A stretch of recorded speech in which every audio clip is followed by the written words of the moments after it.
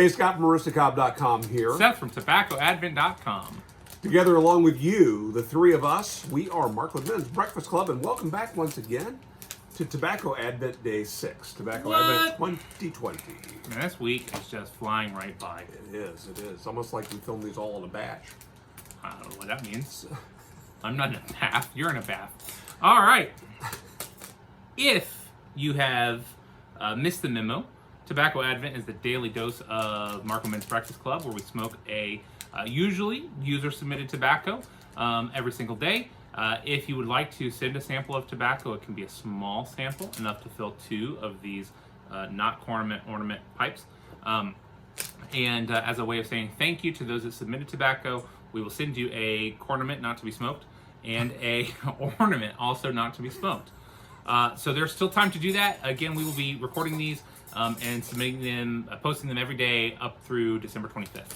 So today, we are going to be smoking Missouri Meerschaum's American Patriot, and this is part 2 of the... Martin from Over a Pipe sent us this tobacco last year. That's right. He was a little bit late, and so are we. So the question is this... Does it replicate Frogmorton Cellar? Is it a suitable replacement for Frogmorton Cellar? We're about to find out. And the side-by-side sniff test. Yepper. I'm going to show you the tobacco again, side-by-side. They look very different. They smell. Oh, They smell different. They do, but they're similar. Some similarities. Yeah, there. do it again, side-by-side picture. So this is Frogmorton, and this is American Patriot. You can see the difference there. I'll just smoke this one again, I guess. No, what do you need? What? What are you talking about? Tuck this away for later. All right. I'm filling my hand with this for some reason. So thank you to Martin for sending this over, and we planned to smoke this much sooner, but you know. And we appreciate that you made this a little bit of a project. That's kind of fun. Yeah, that's right. All righty. Let's give it a go. I think there was a little bit of a jab about our sophisticated aromatic smoking palate. Ooh, this is different. I mean, what do you guys think? Those of you that have had both, is it a fair substitute? I don't expect it to be 1-to-1, but is it close enough? You know, does it get you 90% of the way there? And we always talk about that with certain products, buying Chinese products or other things. Does it get you 90% of the way there? Often that's good enough. We were watching a video about smokers, about the cheapest smoker you can buy at Home Depot. Smoker as in barbecuing. Mm-hmm. A great YouTube channel if you're into smoking. Mad Scientist Barbecue. Guy named Jeremy Yoder, and he's done some amazing smokes. He's got a huge offset smoker that he uses for catering. And he apparently is a scientist, or at least fancies himself as one, and does all kinds of interesting experiments. And to your point, he bought the least expensive offset smoker he could find, a reasonable smoker that he got at a home center. And what was his observation after smoking a brisket on it? Well, he was shocked to find that it gets it about 97% of the way to his really expensive $5,000 smoker in quality. And his big takeaway was having the knowledge and skill set to do it right is the most important thing. He was shocked that such a cheap smoker that he thought was going to just destroy the meat wound up being just beautiful. The cut was just great. And commented how it was some of the best barbecue brisket he has had outside of Texas. Yeah. And he's had a lot of barbecue. He said it's better than any place you would buy, or any brisket you would buy at any restaurant outside of Texas. And he said, and if you got this in Texas, you wouldn't complain about it. This is interesting, and I would say it's absolutely in the same vein. Mm-hmm. I think the flavor, at least initially, is maybe more subdued. Yeah, not quite as peppery. Right. Yeah.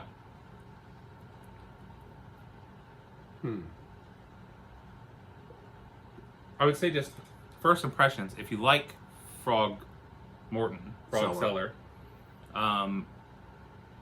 you're gonna like this. Yeah. Yeah. It's not the same. It's not the same.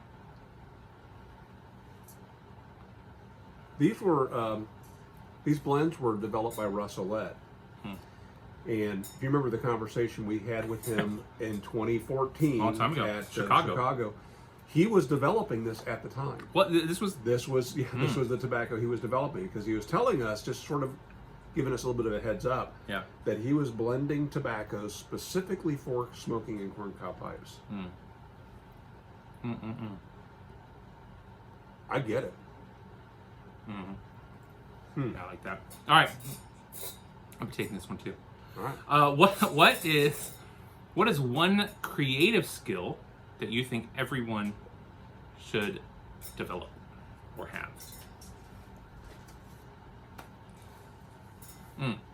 Creative. Again, if you haven't yet, go ahead and in the description, a whole bunch of stuff down there for you, including the address to Sin Tobacco. But for this, there's also a couple of links. One of which is where you can submit a question or just a topic for us to talk about on these daily videos. The other is to see the list of submitted questions. So if someone's already submitted one, great, submit something else. And then we always appreciate when you make a video response and post that down in the comments, or you just post your answer on the daily videos. Love to have you engage with us in that way. I'll tell you for me, and you can be the judge if this is not really a creative skill, but I think, my wife and I were actually talking about this just today.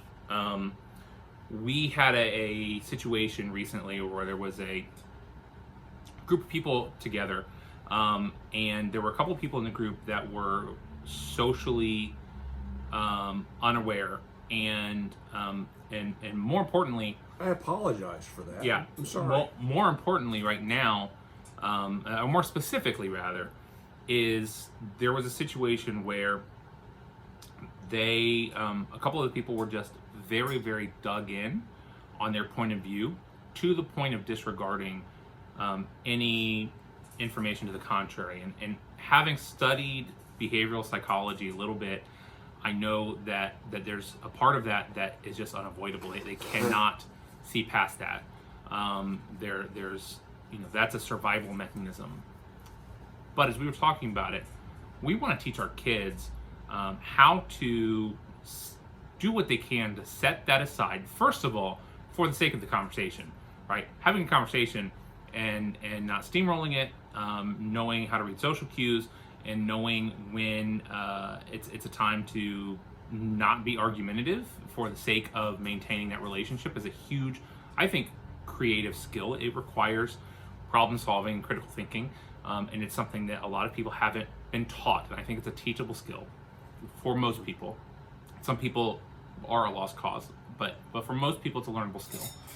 And then also being able to hold opposing views in their brain space and wrestle with those without feeling the need to hold firm when just in the face of being challenged. And I see that so much, and it feels like that is more and more and more prevalent these days, where people are so dug in that they're not willing to engage in a conversation that may challenge their beliefs, their opinions. They're not willing to open themselves up to that conversation at all. And that's something I definitely don't want for my kids.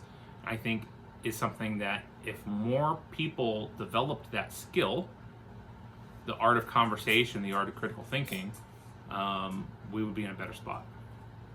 I disagree. Yeah. No, that's great. Thank you for teaching that to my grandkids. I thought you might disagree with that.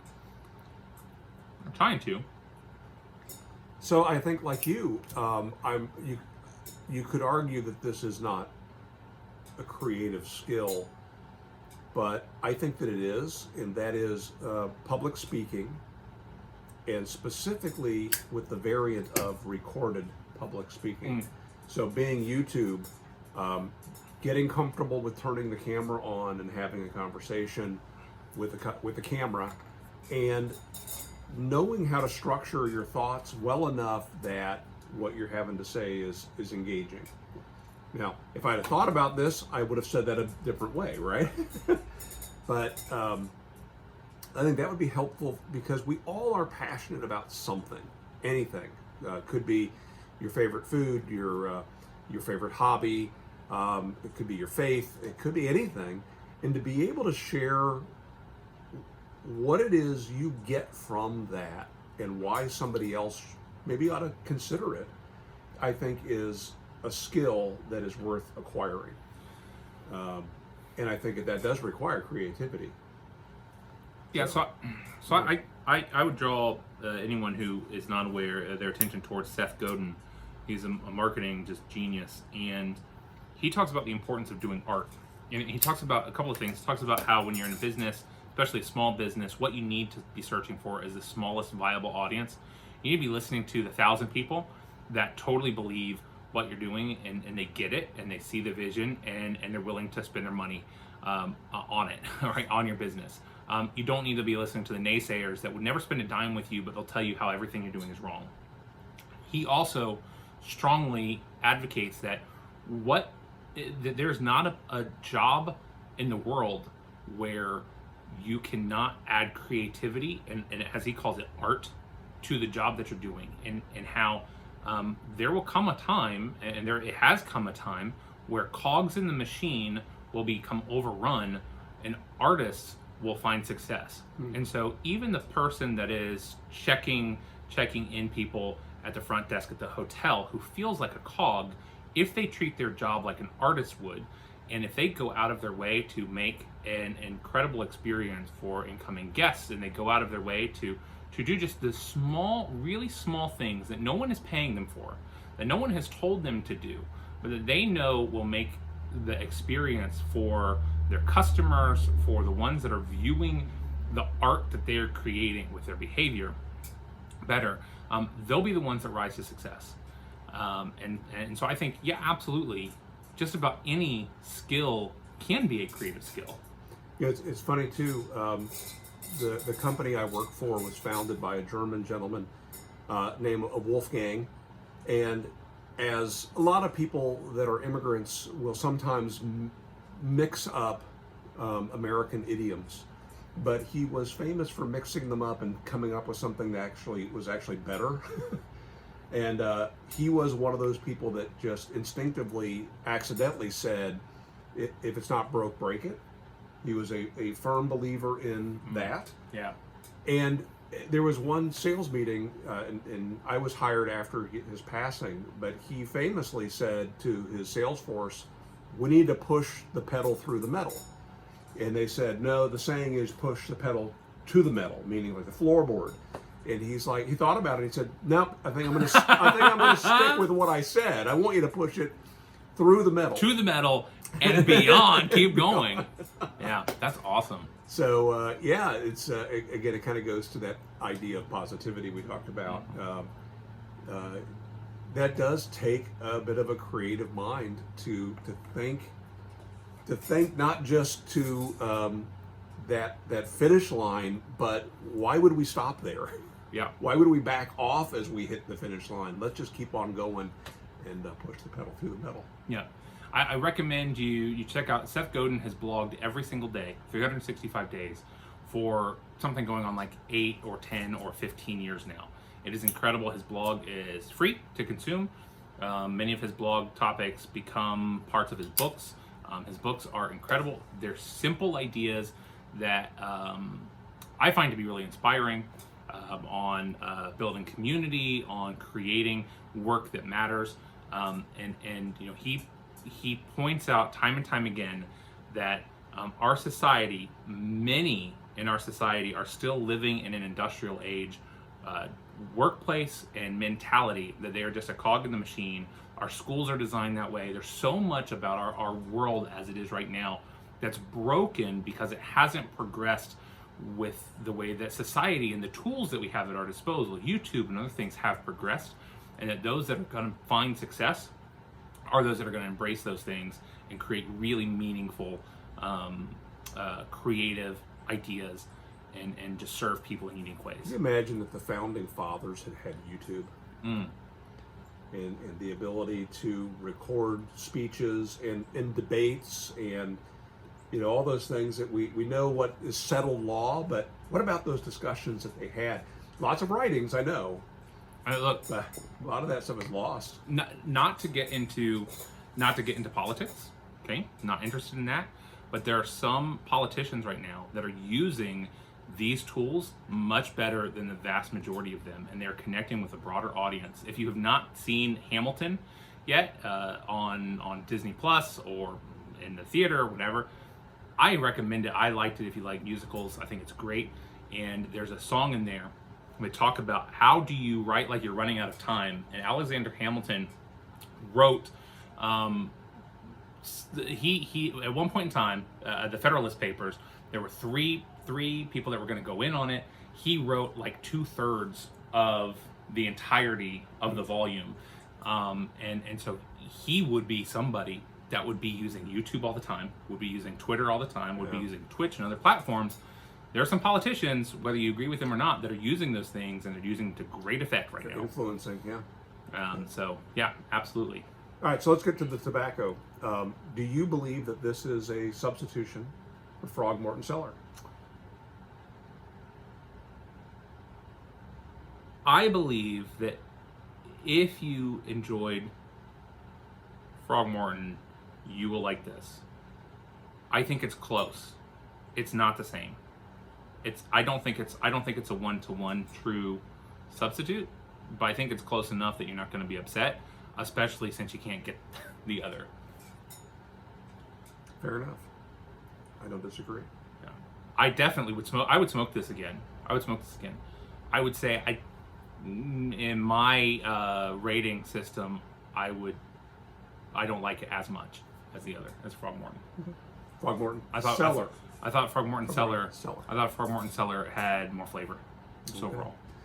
All right, great. Love your opinion. If you post a video, a response to this, be sure to link it down below. And don't forget, it's going to go into the spam folder, so we'll find it and we'll make it live. Thanks for hanging out with us again, and we'll see you again tomorrow. Make it a great day. See ya.